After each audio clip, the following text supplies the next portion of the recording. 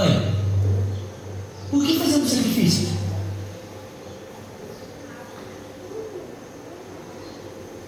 Sacrificamos por obediência. É assim que adoramos. Nunca me esquecerei do dia em que você nasceu, como eu adorei fervorosamente aquele dia. Você foi um milagre. Eu já lhe contei isso. Estávamos atravessando os Carvalhais no mar. Era um dia muito quente. Eu estava sentado na entrada da minha tenda. Olhei para o horizonte e vi 3 homens vestidos de branco. Eu corri ao encontro deles e logo notei que não eram homens comuns. Quem eram eles? Eram anjos. Eu os convidei a entrar e lhes preparei uma refeição. Anjos comem? Comem-se. Um deles perguntou por sua mãe. Ele disse que ela teria um filho. É claro, nós pensamos que era impossível, já éramos muito velhos. Na verdade, sua mãe é terrível. O anjo perguntou por quê. Por que ela? Existe alguma coisa impossível para Deus? E no ano seguinte você disse. Porque nada é impossível para Deus.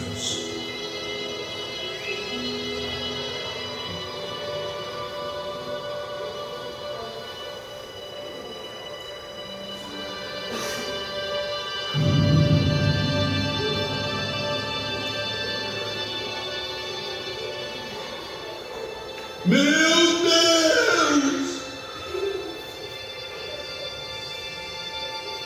Meu Deus!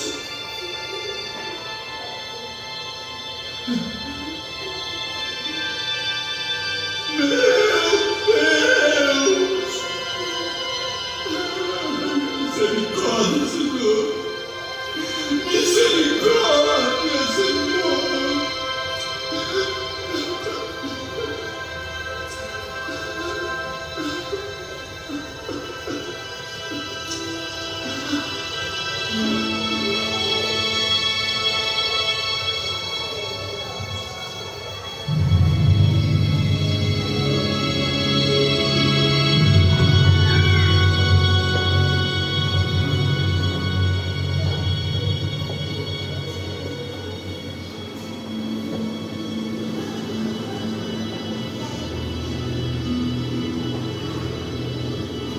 Fiquem aqui, vamos ver.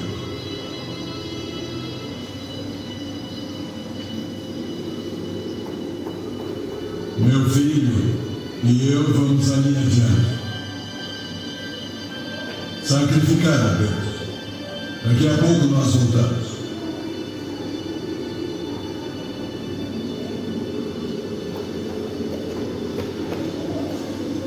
Senhor. Sim.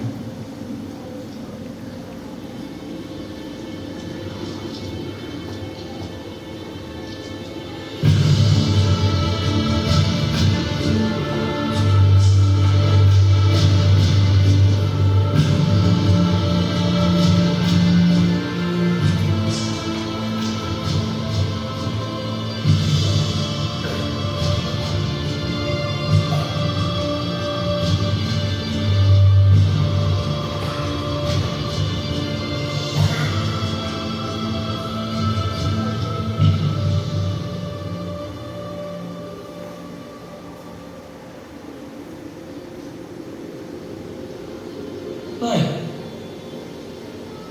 Sim, meu filho. além do fogo estão aqui, mas onde está o cordeiro para o holocausto? O Senhor proverá para si o cordeiro. Ele proverá.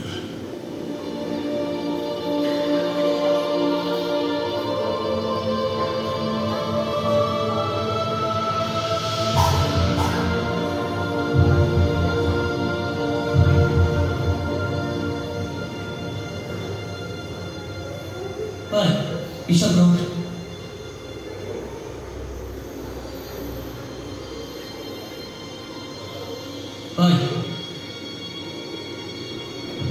Pai! Pai!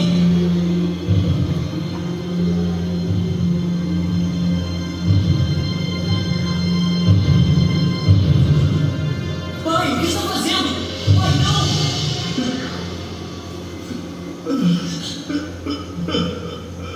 Isaac, você é o sacrifício. Por quê?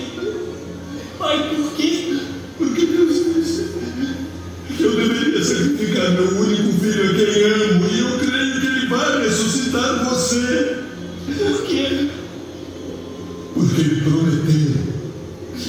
Ele prometeu.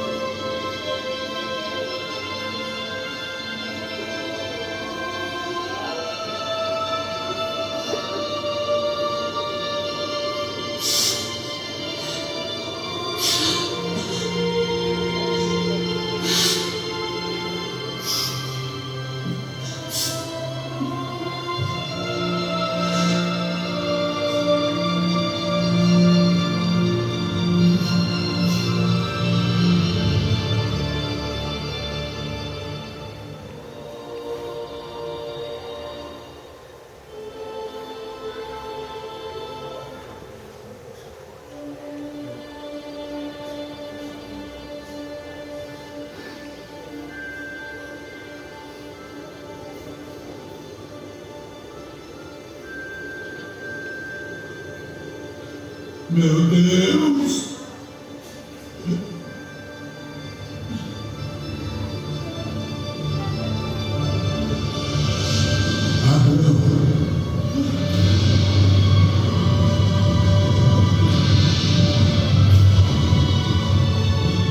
Abraão.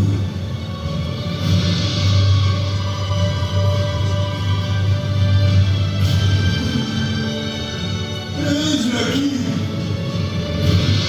Não estenda sua mão sobre o seu filho e não lhe faça nada.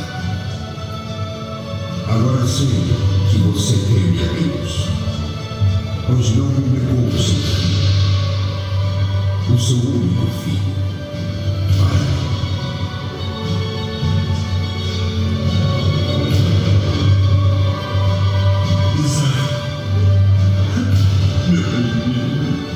Meu filho.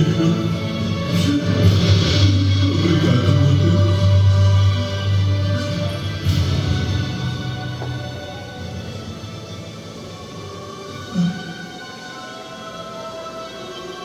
Obrigado, Senhor. Obrigado, Senhor. Pai, olhe!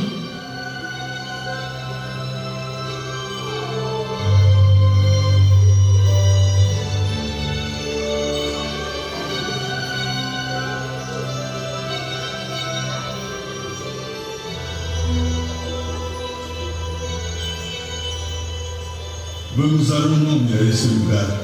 E que nome daremos? Jeová Jireh. O que significa? Significa o Senhor proverá. Sempre. Eu juro pelo meu próprio nome, diz Deus, o Senhor. Por que você fez isso e não me negou o seu filho, seu único filho? Que abençoarei você ricamente e farei com que seus descendentes sejam tão numerosos como as estrelas do céu. E por meio deles, todas as nações da terra serão benditas, porque você obedeceu a minha voz.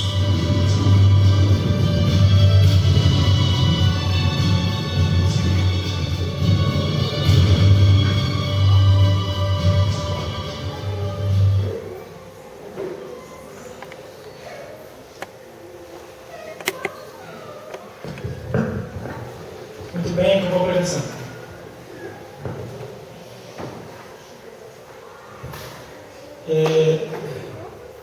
O texto se encontra em Gênesis capítulo 22, de 1 a 18.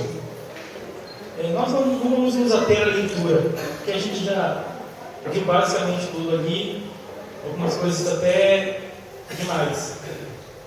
Mas depois eu te aconselho a ler, porque existem coisas que estão no filme, mas que não estão aqui. Tá? Que são escritas lá por uma licença poética ou coisas do gênero. É mais para dar um drama, para gerar uma dramatização e tudo mais. Mas não está tudo que está aqui e alguma coisa a mais. Mas eu espero que você se atenha à Bíblia. Na verdade, se você está seguindo e fazendo todo o plano de aula, você possivelmente já leu essa história aqui e já fez seu estudo essa semana. Quem nunca ouviu falar sobre a história de Moisés, de Abraão e de Isaac? Todos nós já, de alguma forma, já conseguimos escutar, não é estranho aos nossos ouvidos, né? Não está alheio a nós. A gente já ouviu falar sobre Isaac, sobre todas as coisas que ele já fez, já ouviu falar sobre Abraão, sobre todas as coisas que ele já fez. Na Bíblia, por várias vezes são citados os nomes o Deus de Abraão, de Isaac e de Jacó, que são os patriarcas do povo de Israel. Então, em relação a isso, a gente não é leigo, não está perdido, né? Eu vou desenvolvendo um pensamento aqui, qualquer coisa você me pergunta depois. No texto, nós vemos uma ordem de Deus a Abraão, pedindo seu filho Isaac em sacrifício. Uma cena muito legal desse filme, que para mim assim, é uma cena que diz tudo a respeito do que Abraão pensa e sente a respeito do seu filho. Não sei se você percebeu. É a hora que Isaac vem correndo em direção a Abraão e Abraão fica olhando aquele menino correndo na sua direção. Dá um slow motion e vem correndo em câmera lenta e Isaac está olhando, e Abraão fica olhando para Isaac. Eu fico pensando que Abraão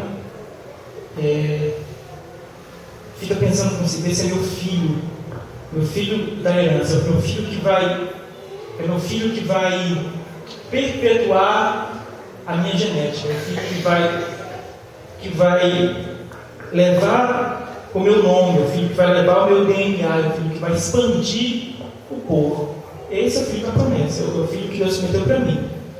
Antes disso, só para a gente se ater também, só para a gente entender a história também.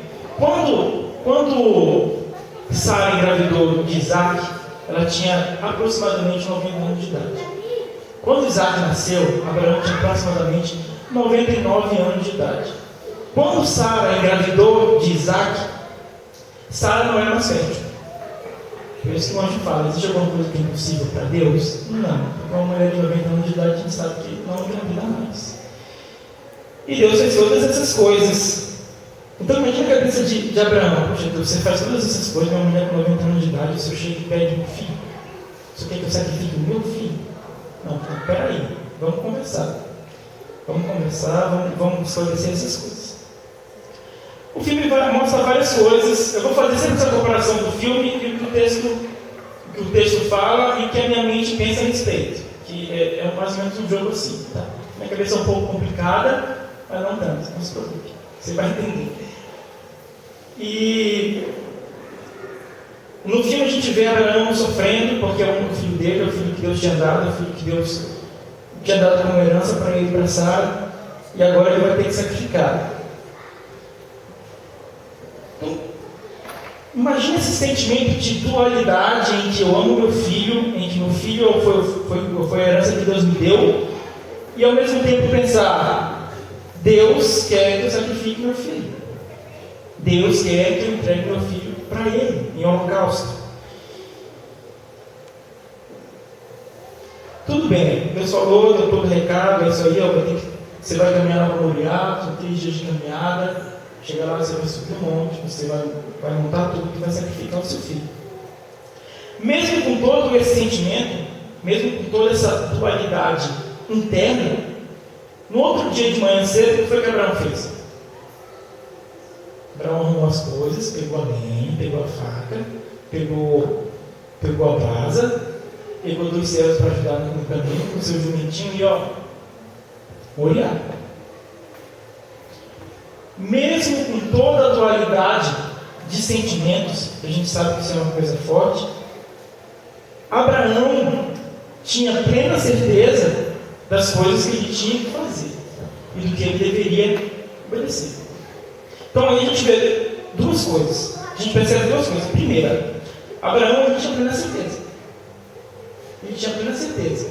Não se seu filho fosse ressuscitar ou não, se Deus fosse gerar alguma outra coisa ou não. Ele tinha certeza do que ele tinha que fazer. Ele tinha certeza que ele tinha que pegar o filho dele, caminhar 3 dias até Moriá e sacrificar o seu filho a Deus. Isso ele não tinha dúvida. E ele fez. Abraão tinha plena obediência, que é uma sequência disso. Beleza, Deus, tenho certeza. E agora eu vou obedecer o negócio. Se chama discernir.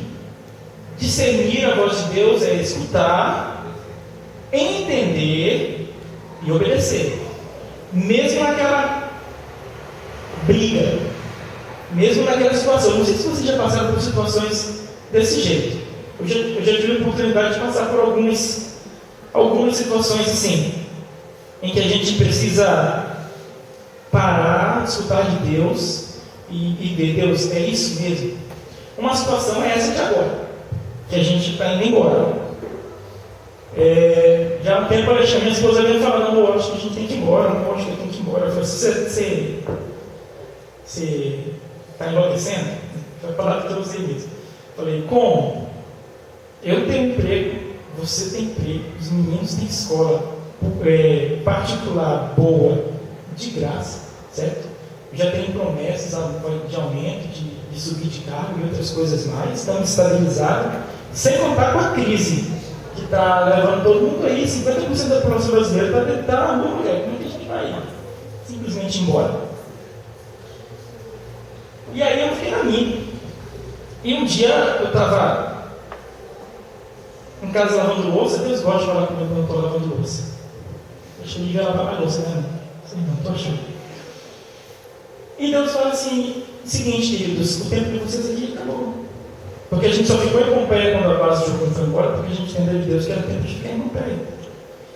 Eu falei assim: peraí, vamos conversar nós dois aqui, porque o pau está quebrando lá fora, tem um emprego, as pessoas têm emprego, não é que isso simplesmente fala que a gente vai embora e tudo mais. E existe um sinal de Deus em mim, que é uma paz que excede todo o entendimento. Isso é bíblico.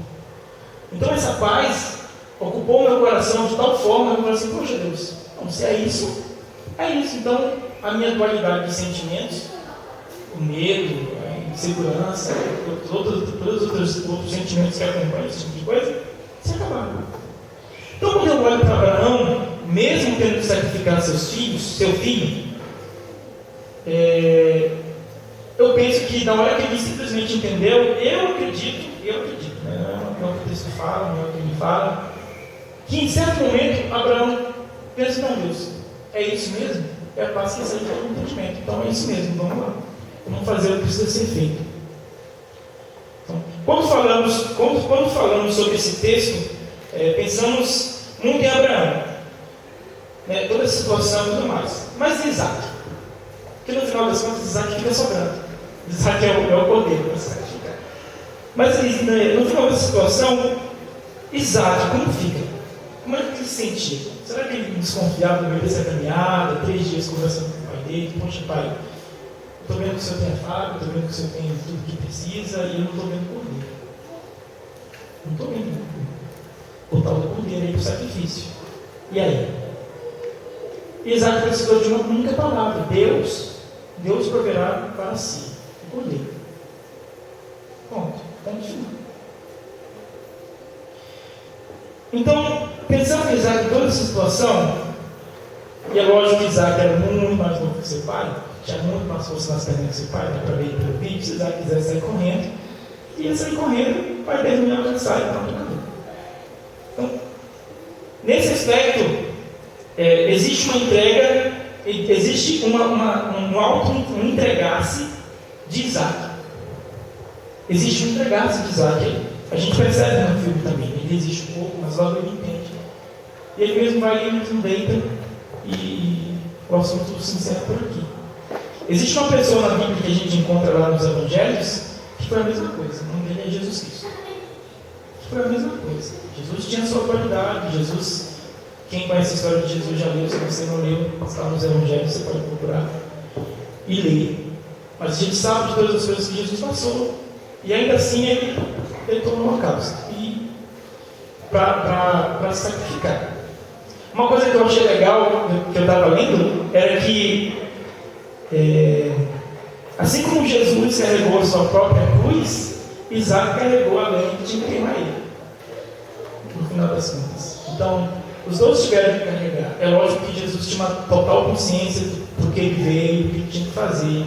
Isaac, a gente nem sabe quantos anos Isaac tinha, como adolescente, alguma coisa do gênero. Ele não tinha noção. Estava aprendendo ainda, sendo educado na lei e tudo mais.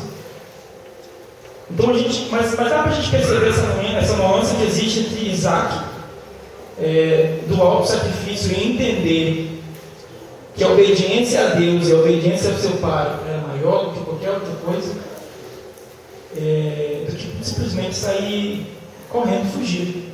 Isaac também entendeu e obedeceu.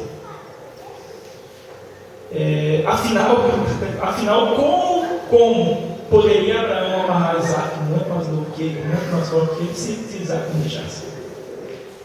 É só para a gente refletir um pouco a respeito de Isaac também, né? Então, Isaac simplesmente dá uma dor, pai, que eu vou deitar ali. Porque se Isaac quiser virar Abraão, sei lá, devia ter uns 115, 120 anos de idade, vai saber.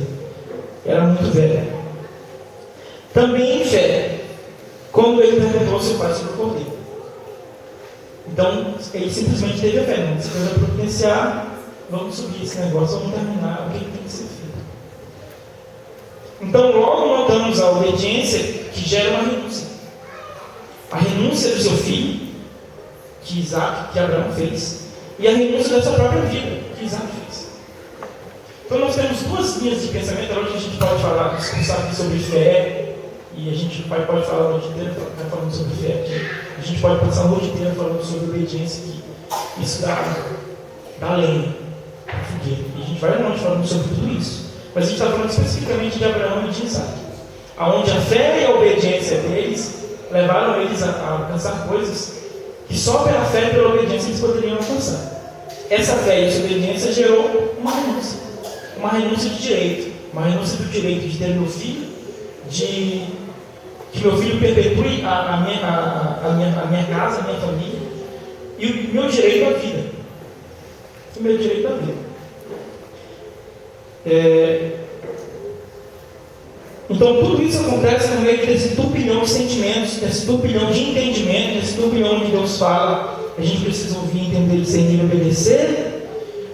Mas tem um outro tipo de pensamento também que eu fiquei pensando em casa. Mas se tivesse dado tudo errado? Se Abraão escolhesse não sacrificar Isaac, se Isaac escolhesse descer mão para baixo correndo, que a pessoa me pega, se desse tudo errado, será que as coisas que Deus tinha para Abraão iam acontecer? Será que as coisas que Deus tinha para Isaac iam acontecer se eles decidissem não obedecer? Como será? E aí eu quero pensar sobre nós.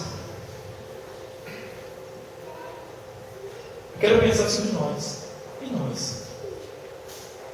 Não é vocês, é em nós. Como a gente fica nessa história? O que Deus pede hoje? O que Deus pede hoje de você? E você não tenha decência, vou usar essa palavra, de simplesmente obedecer. O que te impede internamente? Qual é a sua... Que briga interna é essa sua que te impede de obedecer aquilo que Deus requer, que Deus pede de você hoje? Eu estou falando de chamado específico agora. Estou falando do geral. O geral, a gente precisa caminhar no geral também, mas estou falando hoje do específico. Daquilo que Deus chamou para ser, ou que chamou para largar, ou que chamou para entender. Você já parou para pensar que isso tem atrapalhado a sua vida em muitos aspectos? Não. Já parou para pensar, entender o quanto você tem perdido na sua falta de obediência a Deus, que é pecado, tá? Só para você saber, se você não souber o que eu vou te falar, que é pecado. O que você tem perdido? O que você tem deixado de alcançar? Ainda bem que Abraão obedeceu, né? Homem valoroso, fiel de Deus. E quando a gente obedece, milagres acontecem. Quando a gente obedece, milagres acontecem. Mas milagre por quê? Eu uso milagre porque... Mas é uma promessa. Existe uma condição. Existe uma condição imposta. Existe uma condição que Deus deu. E existem regras, normas para se obedecer essa condição, para se receber o que você precisa receber. Que a gente chama de bênção. Mas na verdade são consequências das obediências das coisas que a gente faz. O Alex, no ano passado, estava falando sobre isso também. No ano passado, não. Quando ele pregou, ele falou sobre isso também. Um pouco. E tem tudo a ver. No final das contas, tem tudo a ver.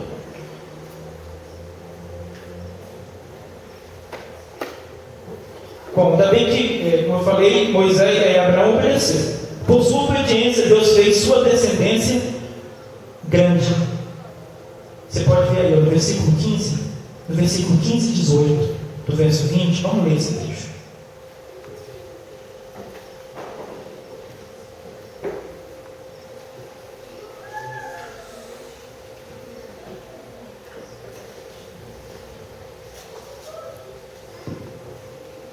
Do 15 ao 18, amém, irmãos?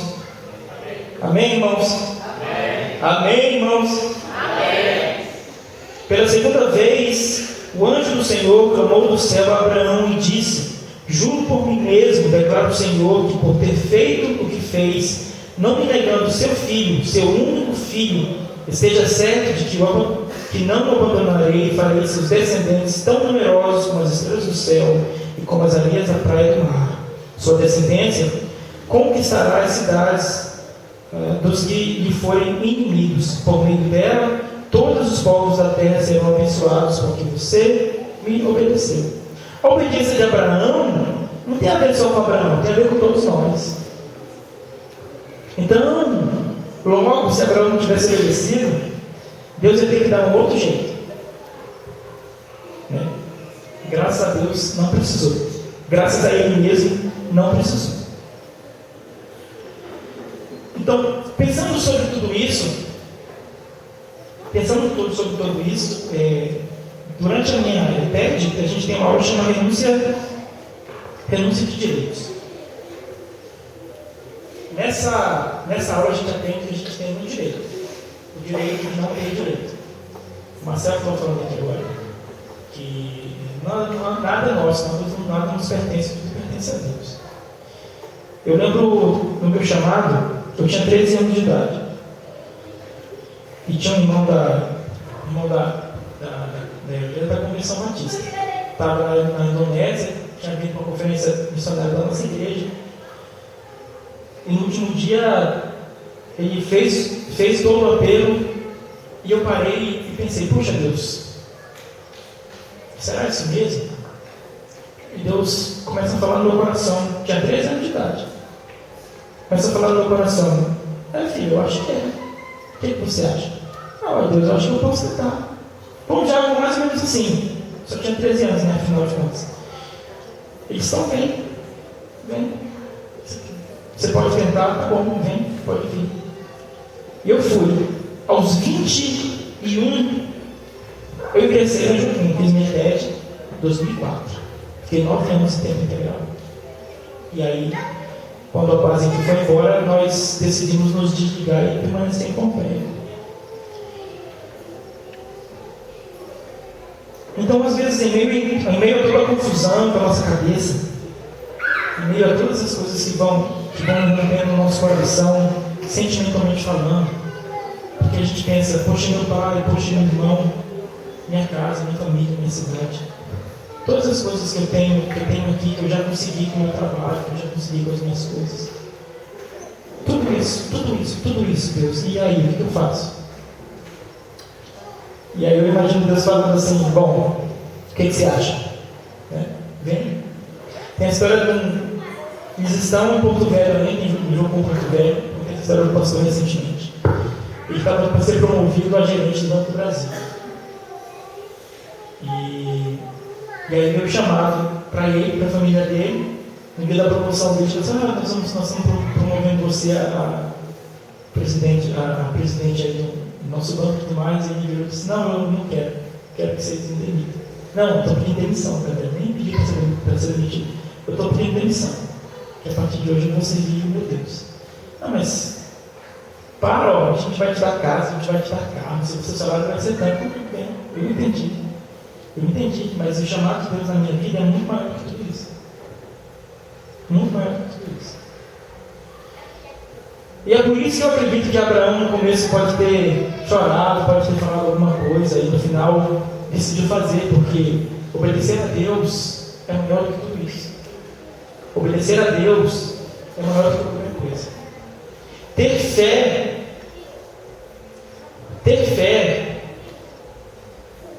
e obedecer, para mim, são coisas que elas caminham uma perto da outra. Então, a fé leva a obediência leva a fé. Nesse sentido, a máxima da matemática faz todo sentido. A ordem dos fatores, nesse sentido, ela não altera o produto. Se a fé vem primeiro e a obediência vem depois, se a obediência vem primeiro e a fé vem depois, o final vai ser bom. Porque a nossa fé gera obediência a Deus. E a nossa obediência gera fé em Deus. Como sem fé é impossível agradar a Deus, então a gente pode caminhar e discursar. Mas pensando sobre tudo, sobre quem nós somos ou sobre quem nós deveríamos ser, sobre o que nós acreditamos hoje, sobre o que nós vamos acreditar amanhã. Isso aqui é muita filosofia, né? Muito, sei lá, parece inatingível, inalcançável, mas o nosso pensamento tem que estar no futuro. O nosso pensamento tem que estar na frente. Como é que você chega lá se você não obedece hoje? Como é que você vai chegar lá onde Deus quer que você chegue se você não obedece hoje? Se você simplesmente não desarma, não diz, poxa Deus, eis-me aqui, envia-me a mim. A gente já cansou de falar isso nos bancos várias vezes. A gente fala, a gente canta, abre mão dos meus sonhos, abre mão do meu desejo por ti. Tudo isso a gente faz. Mas no dia que a gente precisa fazer alguma coisa, se mover por alguma outra coisa, não sei o que acontece, né? Bate aquela preguiça, não sei. Você vai saber. Eu sei de mim. Então, obedecer é muito melhor. Ter fé de que Deus vai fazer as coisas depois que você obedece é muito melhor.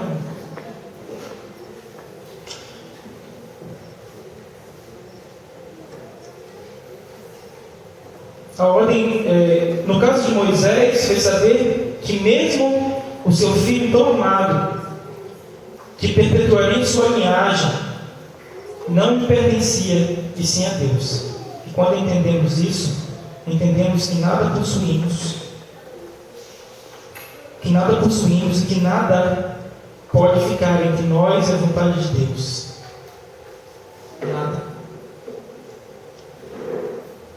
Abraão no início já tinha largado a terra dele e a parentela dele. Ele já tinha feito uma renúncia no começo para chegar onde ele chegou. E depois foi só se acentuando. Se a gente for falar sobre homens da Bíblia,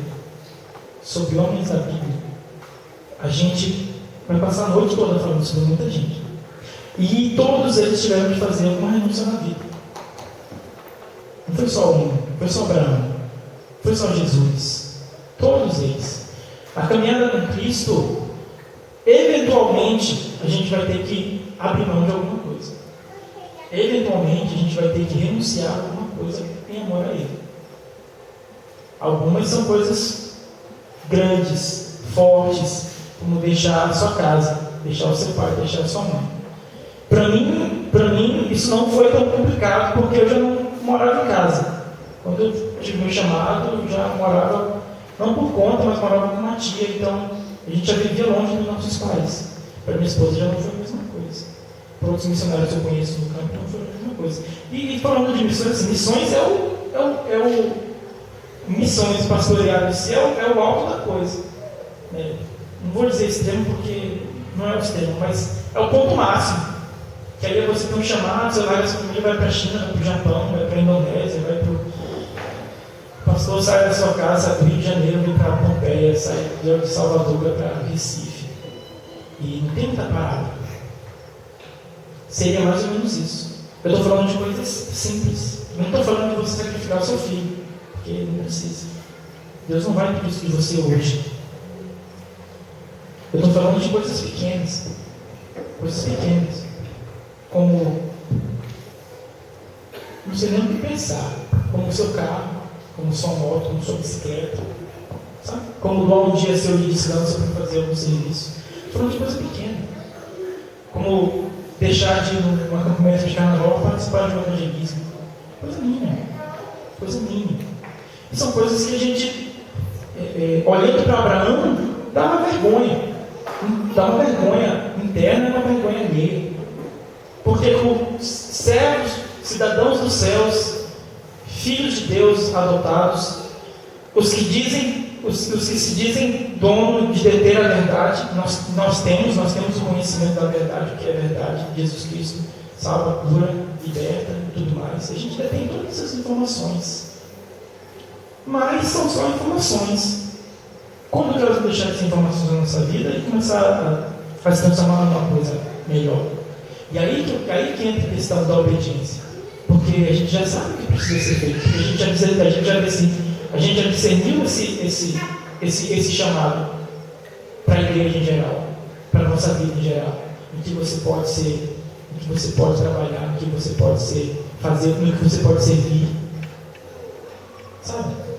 Esse tipo de coisa. Não tem nada de sofisticado, não tem nada de glamuroso. Não tem nada, é só fazer o que cabe a nós fazer. Arregaçar as mangas e executar as coisas que a gente precisa executar. E é lógico que a gente está falando de Moisés, de Abraão, que é um cara que teve que largar muita coisa, fazer muita coisa, entregar o seu filho.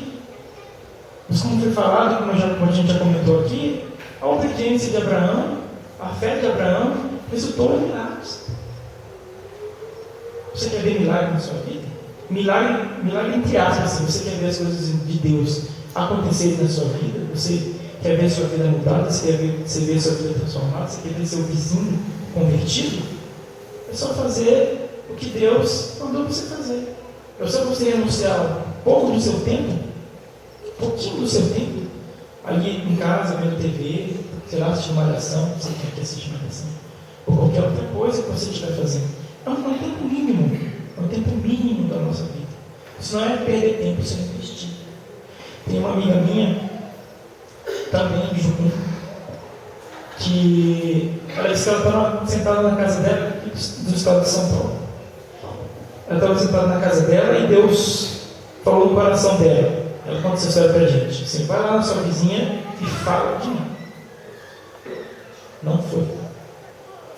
Vai lá na sua vizinha e fala de mim. Ela não foi. 2 horas depois, estou falando que vai ser esse extremo na sua vida também. Só um exemplo. 2 horas depois, encostou a ambulância. A vizinha dela faleceu. Veio a óbito. Então, são oportunidades que nos são dadas. E às vezes, no nosso momento, na nossa zona de conforto, a palavra é essa mesmo, na nossa zona de conforto, a gente deixa de fazer. A gente deixa de fazer. E a gente pode aplicar isso em várias coisas da nossa vida. Parece que eu estou fugindo do assunto, mas o assunto continua. A gente ainda está usando o Abraão como um exemplo de fé e obediência, mas trazendo para a nossa vida, em coisas muito mais simples, coisas que a gente já deveria estar careca de saber e fazer. E não sei por quantas d'água a gente não faz ainda. Não arregaça mesmo para executar. Dito isso, eu queria que a gente pensasse sobre isso. Pensasse mesmo sobre isso. O Ministério do Louvor pode subir aqui, por favor. A gente vai tocar uma música, nós mesmos vamos tocar uma música. Eu queria que você tirasse tempo para refletir. pensar a respeito de você. É lógico que a gente pensa no sacrifício de Abraão, que Abraão teve que fazer em relação ao filho que não foi sacrificado, que Deus proveu, porque ele obedeceu e Deus proveu, em relação a ter deixado a sua casa, a sua parentela, todas as outras coisas que ele deveria, que ele tinha que continuar, e Deus pediu para ele deixar de luxo. Pensar o que hoje Deus pede de mim, e eu sei que Deus está pedindo de mim. Não preciso de um profeta descer lá, sabe Deus aonde, e falar alguma coisa, mas que você sabe hoje que Deus pede de você e você não tem feito, porque você não quer deixar certas coisas da sua vida para poder seguir em frente. A palavra para isso é negligência em certos aspectos. Nós estamos negligenciando aquilo que Deus já tem nos falado, que Deus já tem nos dito. E Deus vira para a gente e diz assim: meu filho, é hora de avançar. Meu filho, é hora de alcançar aquele lugar lá. Mas para você chegar lá, você tem que deixar isso. Vou fazer isso, fazer aquilo. Esperar que caia do céu, tá? É muito fácil. E não vai cair. Tá? Esse negócio aí não vai cair. Não vai cair do céu. Existem coisas, existem promessas que elas necessitam que suas condições sejam executadas. Enquanto você não executar as condições, as promessas não vão se cumprir. Isso é princípio de Deus. Tá? Abraão teve uma promessa na sua vida. Enquanto ele não cumpriu as condições, essas promessas não puderam se cumprir. Pensa nisso um pouco, daqui a pouco a gente volta a conversar.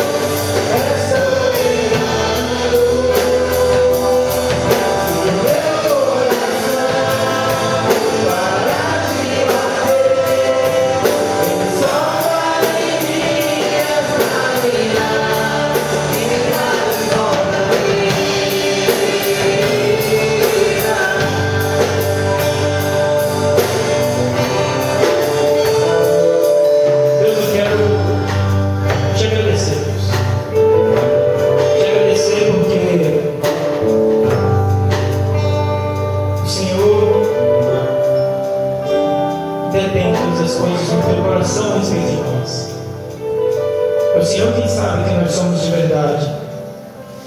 É o Senhor que tem os planos, é o Senhor que tem os sonhos, é o Senhor que tem todas essas coisas. Mostra pra gente, Deus. Mostra para cada um de nós o que o Senhor pede hoje.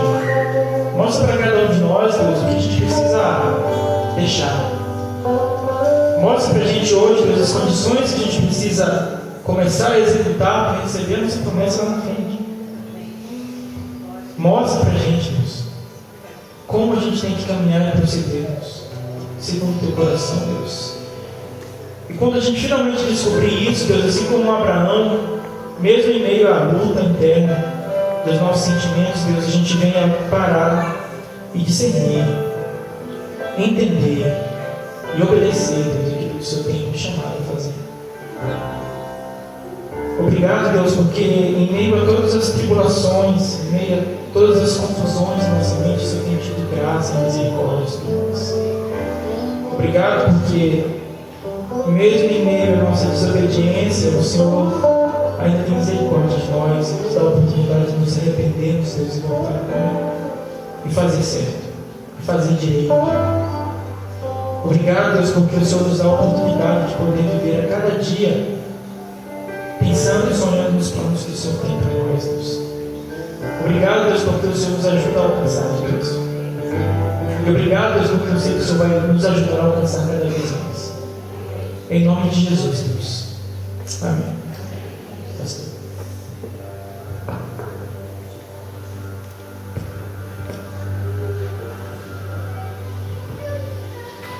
Que palavra fantástica, irmãos. A palavra de Deus é maravilhosa. Precisamos crer naquilo que Deus diz e obedecer a sua voz. Como foi muito bem colocado no vídeo pela pregação do Robson, a obediência de Abraão permitiu que todos nós fôssemos abençoados. Se hoje você é abençoado por Deus, guarde isso. Foi porque Abraão obedeceu. Se hoje nós somos abençoados, é porque há 2.000 anos, há mais de 2.000 anos, 4.000 anos antes, um homem obedeceu. Agora para pensar, a sua obediência a Deus no dia a dia, quantas pessoas serão abençoadas, à medida que você for obediente? Que áreas nós precisamos obedecer? Que nós possamos crer na palavra de Deus, como Abraão creu e obedeceu. Amém? E assim, irmãos, então, nesse término de momento de culto, de adoração a Deus, o desafio para a nossa igreja nesse ano, estamos hoje no primeiro domingo do ano, e a palavra que o Robson trouxe, louvado seja Deus, foi muito boa a palavra. Deus continue abençoando o irmão. Uma pena que você vai embora. A igreja vai crescer, né, irmãos? A igreja vai crescer. E eu sozinho como pastor não vou dar conta. Vamos lá. Daqui a 3 anos eu me conto. É o seguinte, pega o seu boletim.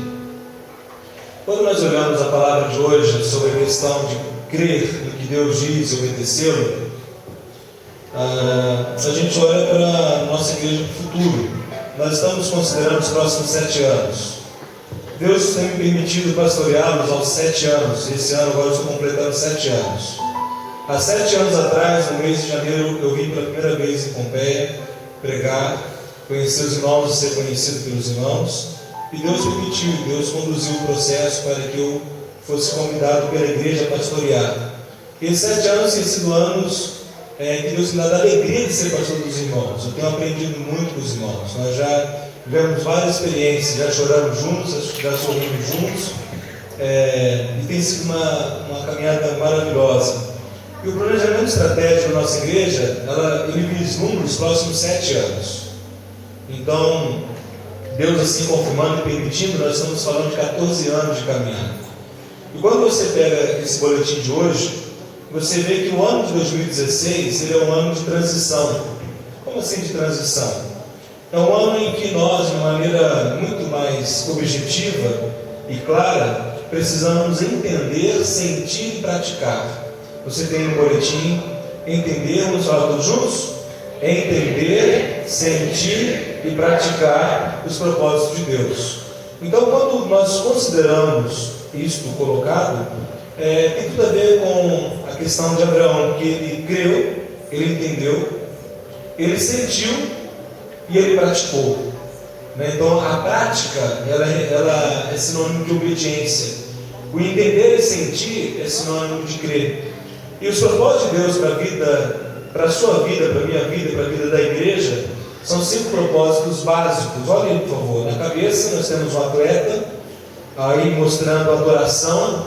A cabeça é o que comanda o corpo, a cabeça é que dá todos os comandos, a cabeça ela é imprescindível para a vida, então a adoração a Deus ela é imprescindível para o nosso relacionamento com Ele. Então nós temos 2 braços, o braço direito e o braço esquerdo, comunhão e serviço. Para que uma igreja seja forte, uma igreja possa ter robustez, ela precisa ser uma igreja que adora o Senhor, que vive em comunhão, e ela precisa trabalhar, serviço. E para que a igreja possa crescer, se locomover, se deslocar, ela precisa das 2 pernas, a perna direita e a esquerda, que é o ensino e a evangelização. Uma igreja só cresce saudavelmente quando ela tem a robustez proveniente da oração, da comunhão do serviço e o crescimento como resultado de uma atitude contínua de evangelização e ensino. Aqui você tem nessa pastoral, eu peço que depois você leia, você não jogue fora essa pastoral, mas guarde contigo na sua casa, vez e outra, pegue e leia a breve conceituação do que vem a ser esses propósitos: adoração, comunhão, serviço, ensino e evangelização. Vira a página, por favor, a página 2. Aí na página 2, irmãos, eu trago a lembrança para os irmãos qual que é a visão de Deus, porque a nossa igreja tem por meta, desafio nos próximos 7 anos, chegarmos a 700 membros. É o desafio que nós queremos, podemos alcançar, se nós obedecermos a Deus. Então, 2022, com 700 membros, agora o que nós precisamos entender? Qual que é a visão de Deus? Primeiramente, ide, não vinde. Para que nós possamos crescer, nós precisamos viver o Evangelho, testemunhar o Evangelho e irmos até as pessoas. Então é ide, não vinde. Nós temos o número 2 aí, testemunhe a todos e não apenas a alguns. E terceiro, faça treinadores e não apenas membros de igreja. O que nós queremos, o que nós estamos trabalhando é para que a nossa igreja cresça de uma maneira saudável, bíblica, de pessoas que verdadeiramente crerão e seguirão e obedecerão a Cristo Jesus. Então você tem aí os desafios desse ano, 2016. Eu vou falar membros, aí vocês falam 2016, o número pertinente aí, tá ok? Quantos membros nós queremos ser até o final desse ano? Está fraco, mais uma vez. Quantos membros, irmãos? 150. Isso é o mínimo, ok? Hoje nós somos 130 membros. Quantas famílias integradas na igreja? No mínimo 78 famílias integradas, famílias de membros. Hoje nós temos 72 famílias integradas. Quantos batismos realizaremos esse ano? 36. Mas pastor, colocou 2 mais 34, né? Mas na palavra 36, eu fiz propositalmente para que nós vejamos que no ano passado a nossa meta, nosso desafio era batizarmos 12 pessoas, mas Deus nos permitiu batizar 10. Então aí os 2 que ficaram vindo esse ano. 36 batismos esse ano, 2 mais 34. Quantos grupos familiares?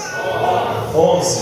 Então nós temos o desafio de nesse ano termos novos 7 grupos familiares. Meus queridos, tudo isso que nós estamos aqui lidando, a igreja está vendo, isso é uma questão mesmo de nós confiarmos em Deus e obedecermos. À medida que nós confiarmos no Senhor, cremos na Sua palavra e obedecermos, eu creio que Deus nos dará os frutos.